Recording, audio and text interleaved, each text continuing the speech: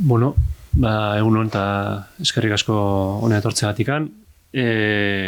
Gaur bi kontu aurkeztera gatoz, batetikan Bai Euskari Elkartekoekin berritzen dugun hitzarmena, eta bestetikan gaur egun lezon ziurtagiria duten establezimenduen berri horiek ezagutzera emateko osatu dugun bideo laburra ere aurkeztera gatoz, ez?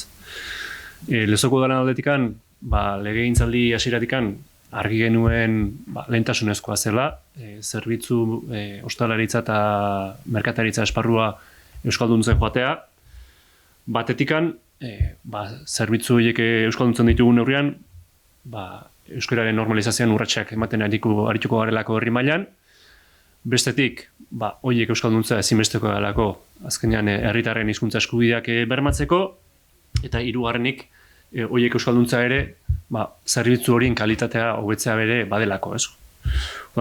Hiru arrazoi horiek oinarri hartuta edo, Bai Euskari Elkartearengana jo genuen, eta bereiekin lankidetzan plantatu genuen esparru horren euskalduntzan aritzea, ez? Bereiengana jo genuen bi arrazoiengatik nagusik esango nuke. Batetikan bereiek eskaintzen duten zerbitzuarekin jendeak zerbitzua euskaraz non jaso dezaken identifikatzen duen ziurtagiri sistema bat eskaintzen dutelako, eta beraz, jendeak jakin dezake zerbitzu hori euskaraz non jaso dezaken lezoko establezimenduetan. Eta bestetikan, eta esango nuke nagusiki, zerbitzu horiek euskalduntzean, beraiek Bai Euskaratikan eskaintzen duten laguntza eta aholkularitzagatikan esango nuke. Azkenean, Bai Euskari Elkartea, urteetako esperientzia duen elkarte bada, Euskal Herriko hainbat establezimendutan lan egin duen elkartea da, eta establezimendu horien ebaluazio bat egiteaz gain, eta horientzako ebaluazio sistema eskaintzeaz gain, behin ebaluazio horiek eginda, horietan atatzen den oinarri hartuta, urrats berriak egiten joateko eta zerbitzu euskalduntzen joateko, bai jarraibideak, tresnak eta baliabideak eskaintzen dituen elkarte bada. Eta beraz, horregatikan ikusten genuen lankidetza hau baliagarria izan zilekeela horretan aurrera egiteko, ez? Udalan aldetikan, lankidetza hori hitzartu genuenean, adostu genuen, ziurtagiriaren trukean establezimenduek ordaindu beharreko kuota gure gain hartzea, eta asmo horri eusten diogu, eta gure asmoa litzateke legegintzaldi bukaera arte ere bai, asmo horri eustea, azkenean establezimenduek karga hori ez den hartu behar izan bere gainez.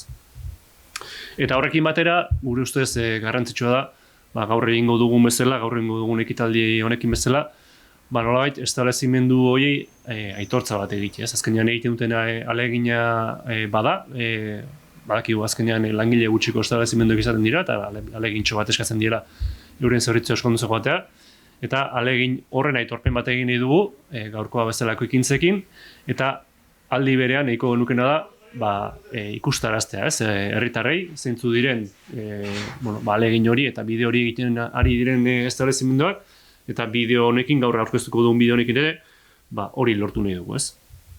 Gaur egun 34 establezimendu dira lezon Bai Euskari ziurtagiria dutenak, eta gure nahia litzateke, pixkanaka, gerozta establezimendu gehiago parte hartzea edo bideo hori egitea, eta gure aldetikan animatu nahi ditugu, gaur egun oraindikan Bai Euskari ziurtagiria zuten establezimenduak, prozesu hortan parte izan daitezen bai, gure aldetik jarraituko dugu honen berri ematen, eta Bai Euskari ziurtagiriak eskaintzen duen zerbitzuaren berri ematen, eta iruditzen zaigu, bideo horri egiten duten neurrian, herritarrei emango dioten zerbitzua ere hobetzen joango dela, eta guztiontzako onuragarria izango dela. Ni tokatzen zai, guk egiten dugun zatia edo azaltzea, baina labur eta gauza gehiegi ere ez errepikatzeko. Ikerrek esan duen bezala, badia urte batzuk elkarlaren hasi ginala, 2024 urtetik zehazkiago, eta nik uste helburua izan dela urte hauetan Ikerrek oso ondo esan duen bezala, lezoko arlo sozioekonomikoan euskararen presentzia erabilera eta balioa ere indartzea, eta zehazki gure egitekoa elkartetik izan da, alde batetik, euskararen aldeko konpromisa duten entitate horiek aitortu eta babestea, eta eraberean ere eragile berriak euskararen normalizazio prozesura erakartzea, ez? Eta, nik uste horretik, hildo horretatik hasi genula Lezoko udalarekin lankidetza, zehazki bai euskarari elkarteak iten dona ziurtagiria duten entitateei jarraipen eta aholkularitza eskaintzen diegu urtero, eta hemen esan beharra dago Txakun elkarteak protagonismo berezia daukala, eta Ikerrek ere aipatu duen modura animatzen ditugu oraindik ziurtagiria ez duten entitate edo establezimendu horiek prozesu honen parte izatera, ez? Baina, egia da, gaur hemen elkartu baldin baga dala gehiago, Lezoko ziurtagiridunen bideoa zabaltzeko, Ikerrek ere aipatu duen bezala, 34 establezimendu daukate gaur-gaurkoz bai euskarari ziurtagiria, eta beraiek izango dira gaurko bideoko protagonistak. Eta bideoaren helburua edo gu behintzat bilatzen genuena izan da, euskararen alde lanean ari diran entitatei alde batetik ikusgarritasuna ematea, eta euskararen alde egiten duten lan hori ere aitortzea. Esan bezala, 34 establezimendu daukate bai euskarari ziurtagiria, ikusiko dituzue bideoan, eta bakoitzai ere esleitu diogu ziurtagiri maila bat, eta hori ere ikusgai izango duzue bideoan.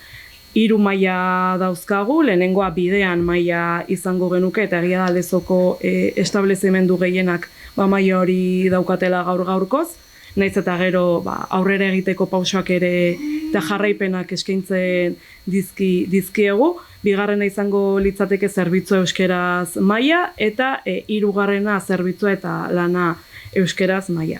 Beraz, nik uste aurten eta aurreko urteetan horretan ibili gehala eta horretan jarraituko degula, eta beti, esan bezala, gure helburua da Lezoko arlo sozioekonomikoan eragitea, eta gure kasuan hori ziurtagiriaren bitartez egiten dugu, edo eragite prozesu hori ziurtagiriaren baitatik egiten da. Orduan, gutxi asko nik uste hau dela, eta igual honena bideoa ikustea aipatu ditugun hauek azaltzeko.